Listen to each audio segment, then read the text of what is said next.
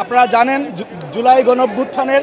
1 বছর পূর্তিতে বাংলাদেশের গণমানুষের দল বিএনপি এবং শিক্ষার্থীদের প্রাণের সংগঠন জাতীয়তাবাদী ছাত্রদল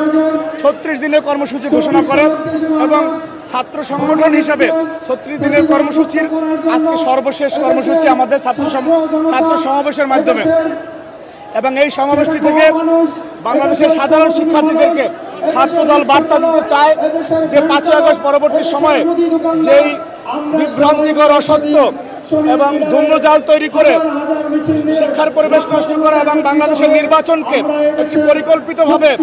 পদ্মা সেতু, মেট্রো রেল এবং এলিভেটেড এক্সপ্রেসওয়ে নির্মাণের গর্বিত অংশীদার বসুন্ধরা সিমেন্ট বিলম্বিত এবং অনিশ্চয়তার জায়গায় নিয়ে যাওয়ার জন্য একটি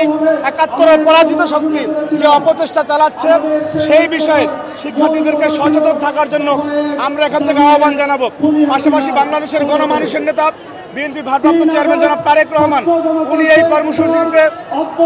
প্রধান অতিথির বক্তব্য রাখবেন এবং উনি বাংলাদেশের শিক্ষার্থীদের উদ্দেশ্যে আগামীর সাম্য এবং মানবিক বাংলাদেশ প্রতিষ্ঠার জন্য উনি বিএনপির পক্ষ থেকে শিক্ষার্থীদের উদ্দেশ্যে বার্তা দিবেন এখানে।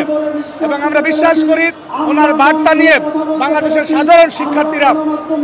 সেই গণতান্ত্রিক চেতনা উদ্বুদ্ধ হয়ে বাংলাদেশের সাধারণ মানুষের ভোটাধিকার প্রয়োগ করার জন্য তাদের স্ব জায়গা থেকে প্রত্যেকে সচেষ্ট হবে ইনশাআল্লাহ। দেখুন,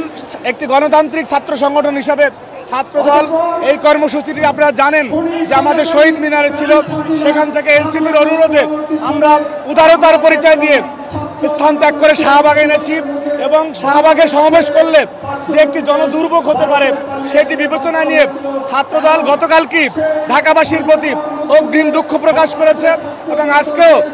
আজকে ঢাকাবাসীর যদি কোনো রকম আপনার জীবন চলার পথে বিঘ্ন হয়ে থাকে সেজন্য আমরা দুঃখ প্রকাশ করছি এবং আমরা বিশ্বাস করি বাংলাদেশের স্বার্থে ঢাকাবাসী এতটুকু কষ্ট তারা মেনে নেবে ইনশাআল্লাহ। For more updates, follow us on Facebook,